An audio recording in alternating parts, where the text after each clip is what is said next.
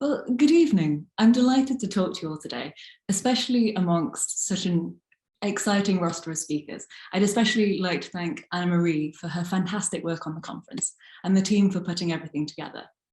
I'd also like to thank Andy Beresford, Claire Warwick and Leon Impet for their help and contributions to this talk. I hope my talk will dovetail well with the criticisms of online exhibition that have already been raised today. It was fascinating to see such experimentation in the digital space, but I'm going to drill down on a more traditional form of online exhibitions, focusing on the practical considerations and new options available to museums. Using 3 examples, I'll explore how new models for exhibitions can impact content's longevity, the online visitor experience, museums' intellectual property rights, and curatorial control. At the start of the pandemic, the demand for online experiences had increased rapidly. Statistics from Ofcom showed that in April of 2020, the average UK adult spent 37 minutes a day more online compared to the same period in the previous year. With social contact limited, people were turning to online spaces to connect in new ways, and 40% of museums saw an increase in their online visitors.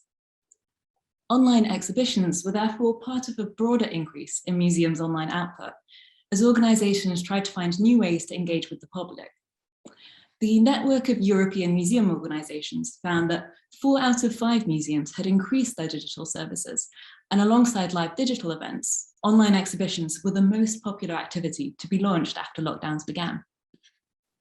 With so much interest in the sector from both visitors and museums, the landscape of online exhibitions has changed dramatically over the past 2 years.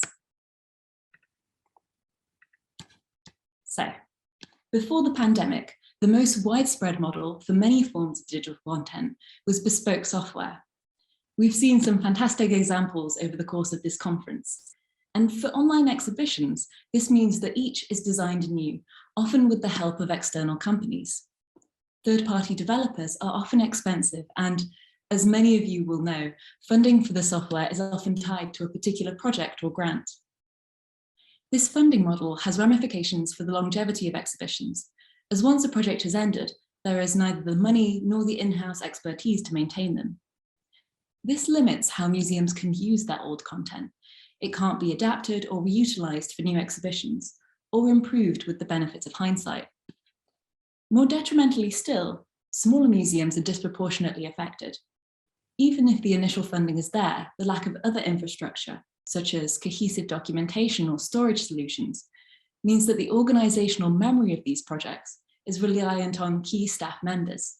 If they leave, knowledge of the design decisions and technical aspects of the process is lost. A lack of existing infrastructure in some museums also negatively impacts their ability to host online content at all, something that has worsened over the pandemic. A UNESCO report from April of 2020 found that barriers to digital option have been exacerbated, arguing that the digital divide is more evident than ever. This is in part because of museums' reliance on previous digital investments over the course of the pandemic. To quote the report, a large number of institutions have also put digital productions, applications, and games from previous exhibitions back online to give them a new lease of life. Larger museums, many of whom already had a bank of digital resources, saw the largest rise in visitor numbers to their websites over the first lockdown period. If we look at the necessary conditions for museums to participate digitally, we begin to see why the pandemic exacerbated existing inequalities in museums' digital investment. Simplified, the requirements of digitization are an up-to-date inventory, IT infrastructure such as cameras and computers, stable internet access, and skilled dedicated staff. These conditions became significantly more difficult to meet during the lockdowns. In the UK, many dedicated staff were furloughed, and the working from home orders meant that offices, and thus IT infrastructure, was inaccessible. Instead, sufficiently stable internet access was dependent on individual staff members' amenities. This halted the digitization of collections, so only museums with existing digital assets could capitalize on the increase in demand for online content. This problem was summarized by Nemo. Without additional input, there is no increase in output. These digital inputs included a whole range of activities, from online collections to 360 tours, virtual museums, and digital exhibitions. As the interactivity and personalization of museum content increased, distinctions between some of these online experiences has become less pronounced for digital visitors. What is an online exhibition compared to a virtual tour or interactive narrative? Whether they are comprised of permanent collections or new works, a standalone exhibition or part of a collection search, to online visitors, the mechanics of navigating these virtual spaces are remarkably similar. So we have some examples here, and these two examples are taken from Google Culture. Above is a screenshot of a Google Street View at the National Museum of Art in Mexico City. Below it is an augmented reality exhibition from the John Pugozzi collection, From Africa to Japan. Now, the 360-degree tour of the National Museum of Art in Mexico uses photographs from their physical site, but it is an almost identical experience to the CGI gallery below it. In both cases, visitors navigate by clicking to jump from viewpoint to viewpoint, or hotspots as they're dubbed by Google. From there, visitors can orient their camera using the mouse and zoom in on points of interest. So as we can see in the highlighted version here, visitors are allowed to read signs in the gallery itself, or by clicking the image, open a pop-up window with the digital equivalent of museum wall texts. So this is what you get if you click on the previous image. Now, these short texts are the foundational building block for the vast majority of online museum experiences. You can find similar elements in both collection searches, such as examples from the Victoria and Albert Museum on the left, other virtual galleries, and more abstract visualizations, such as collection scope here on the right, an example I'll return to later. This is all to say that collectively, a shared system of navigation and a reliance on these digital wall texts means there are far more similarities between online museum experiences than there are differences. While this layout is becoming increasingly prevalent as a visitor experience, as we've already mentioned today, it does have its flaws. The hotspot navigation system isn't intuitive and causes motion sickness in some visitors, while others simply find it cumbersome. In a review of the online BP Portrait Award, Catherine Biggs of the National Portrait Gallery in London found there was a large drop-off in visitors as soon as you have to go around a wall or change the camera angle. Beyond navigation, the reliance on digital wall text and reading as the primary form of engagement negates the turn towards facilitation and multisensory interactions in physical museums. As mentioned on Monday, sound is underutilized in virtual exhibitions. Kate Wafer has found that engagement in virtual galleries increases dramatically with the inclusion of more rich media, such as audio cues and videos, while the most requested feature in feedback was a commenting system so that visitors could interact with each other. Bespoke software also provides a lot of scope for experimentation with different forms of engagement, but this somewhat standardized experience that we've discussed is becoming increasingly prevalent, in part due to the rise in popularity for alternative ways of hosting online exhibitions. So, to our first example.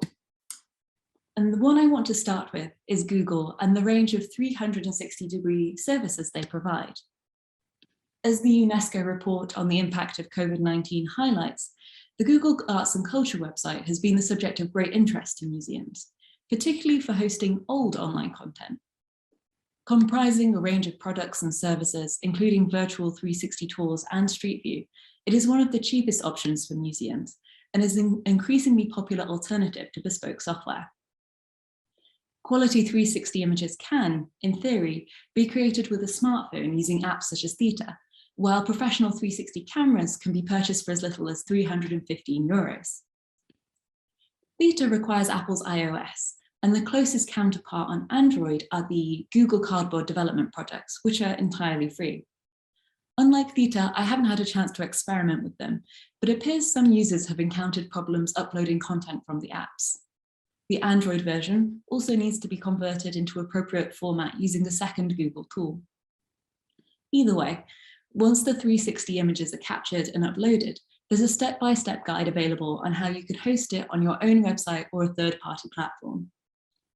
Uploading the image or video to a platform such as Google Arts and Culture or YouTube, notably also owned by Google, has several advantages. They offer a hosting infrastructure for free, they're relatively easy to use, and give museums access to large built-in audiences. But the use of such companies raises concerns, and the process of platformization is increasingly coming under scrutiny. Firstly, as has already been raised by the chat on this conference, there's a lack of control over how museum content is circulated. As Tarleton Gillespie, formerly a principal researcher at Microsoft, noted, even the use of the term platform has obscured the way sites such as YouTube shape online spaces. Platform downplays the fact that these services are not flat. He argues that the act of claiming to be open and neutral spaces to everybody obscures the interventions and choices intermediaries like Google make. Intent here is irrelevant.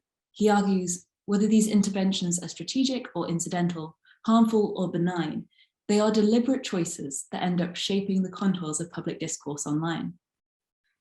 Ultimately, the fact that certain types of content are shown to more viewers puts institutions with in-house expertise at an advantage. Social media teams who are able to keep on top of the latest trends are able to package content in a way that's more likely to be distributed by the recommendation algorithms. Even after publication, levels of engagement can change dramatically, depending on undisclosed changes to algorithms and rankings. It undermines the benefit of having a large potential audience, as many of them may never find your content if it's not optimized for the platform. Potential audiences, as many museums have found, do not necessarily translate into actual online visitors. The second issue with these platforms, and most pertinently for online exhibitions, is their terms and conditions. Taking Google as an example, organizations, in this case museums, retain any intellectual property rights. However, by using their services, you agree to waive any rights that restrict Google's use of your content. I would love to hear more about this discussions that you, that is the attendees, have had surrounding this. But as Google elucidate, what this functionally allows them to do is to host, reproduce, distribute, communicate, publish, publicly perform, or display your content. They can modify it and crucially sublicense these rights to others. There are restrictions to sublicensing described as a set of limited purposes, but these are incredibly broad. They consist of many, if not all, of Google's online activities, including personalization and targeted advertising. Crucially, this means that museums are unable to control the context in which their content is seen, or who it is shown to. Most disturbingly, on sites such as YouTube, this could mean museums' content might not be recommended to individuals with certain demographic tags, based on the profiles of people who have engaged with similar content previously. Museums can opt out of this system, or even target groups underrepresented in their visitors, for example, under 25s, when they've paid for advertising. But when it comes to recommendations on platforms, the systems are inscrutable. Now, despite these downsides, Google 360 services have made hosting online exhibitions accessible to many more museums. But as online exhibitions have increased in popularity, other alternatives have emerged. So, Collection Scope was released in July of 2021 and is an initiative by the American Museum of Natural History that epitomizes the open source software philosophy. Funded by the Knight Foundation, the software engine is entirely built with open source tools and libraries and is free for cultural organizations to use and adapt to suit their own audiences and goals. It visualizes museum catalogs and plots the object data across time and space, providing online visitors a way to engage with entire collections. So here are our examples. Ooh. Visitors can navigate the space in much the same way as our previous examples, but here the objects escape the confines of the virtual gallery. The online visitor can organize the space themselves in 4 different ways: a random cloud, a map of the world showing objects' origin, a tunnel view which highlights the date of acquisition, or racetracks, which groups objects both by their continent of origin and when they were acquired. However, because collection scope is open source, if you would like to group your own collections by different categories, you can. There are a wide range of customization options, though they do take coding expertise to implement. One of the simplest to employ is a highlights tool, which functions as a curated online exhibition. Visitors are able to initiate it by clicking on the glowing star icon, which guides them on a path through virtual space, allowing museums to create a narrative with additional text, audio tracks, links, and videos, as highlighted here. Museums are even able to incorporate 3D models of objects that can be manipulated by visitors in virtual space. Now, the downside of this entirely free and adaptable software is the knowledge barrier needed to get it up and running. Brian Fu, a data visualization artist for the project, suggested that it would take a few days for a staff member with coding expertise to adapt the source code to a new organization. A lack of expertise, or the funds to solicit them, presents a large barrier for small museums who would most benefit from this software. The second issue is regarding the quality of museums' data. For each object, the software requires a title, date, location, and an image, all information that it draws from its collections database. This needs to be formatted in a specific way, which is a time-consuming task and relies on the museum already having digitized at least some of their collection's catalogue. This again highlights that a lack of existing digital infrastructure inhibits museums participating in online exhibitions, even at the very cheapest end of the spectrum. Now, to our final solution. There is one last alternative I want to cover that falls between the cost and expertise required of the previous models. There are a growing number of companies that provide off-the-shelf solutions for the cultural sector, developing software and platforms for museums' online exhibitions. It's a well-established business model, and there are similar companies for content management systems and online collection software, such as eMuseum. Here are two examples taken from V21 ArtSpace. Now, as we can see here, in the case of online exhibitions, these companies are able to provide either bespoke CGI galleries or a generic template, depending on the museum's budget or requirements. As I said, here are two examples from V21 ArtSpace, who have been designing 3D virtual exhibitions since 2017. But there are increasing options for museums in this sector. Terentia, founded in 2021, is collaborating with museums to create both 2- and 3-dimensional online exhibitions with more interactive elements. Working with both the Cooper Hewitt Smithsonian Design Museum and the Computer History Museum, they are currently working on integrating a storytelling feature into museums' existing content management systems. In addition to designing bespoke software, both companies offer several customizable templates that can be adapted to a museum's requirements, depending on their budget. This off-the-shelf offering has many of the advantages of bespoke software. It offers a greater degree of curatorial control and adaptability, but it's comparatively inexpensive. So how does this compare to the other models? Unlike working with large corporations, museums have the power to review and negotiate their terms of service, retaining much greater control over their image rights and the use of their content. Additionally, this type of specialized company could assure the maintenance and longevity of digital exhibitions. Software updates would be provided by the developer, and museums would simply pay a subscription or maintenance fee. As each change would be applicable to multiple museums, the cost would be significantly lower and more predictable than for bespoke software. This makes it significantly easier to build maintenance into funding applications and could dramatically increase the lifespan of online exhibitions.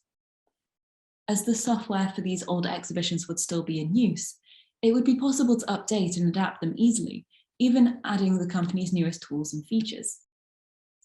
Of course, this control and flexibility comes with a financial cost, but there is another potential downside. It is important to consider the influence a small number of companies may have over the visitor experience. There are existing content management systems which use standardized templates across multiple museum websites. For text blocks, and to most visitors, this goes unnoticed. However, how much more prominent will templates be when navigation interfaces and entire CGI galleries may be shared between museums?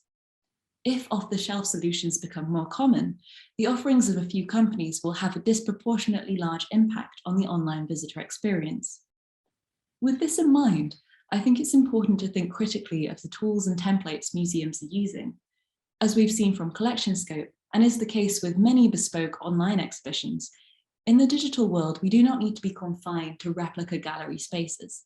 Which type of space welcomes the broadest range of visitors? Might we inadvertently miss an opportunity to experiment with new spaces and types of engagement? Is there anything we can add, such as a comments feature, that might increase engagement or a sense of community? At this relatively early point in development, museums' requests and current priorities will dictate how online exhibitions develop and function. Each of the models I've described today has its advantages and drawbacks, but I hope my overview of these different models will begin a conversation about the potential benefits and pitfalls for museums going forward.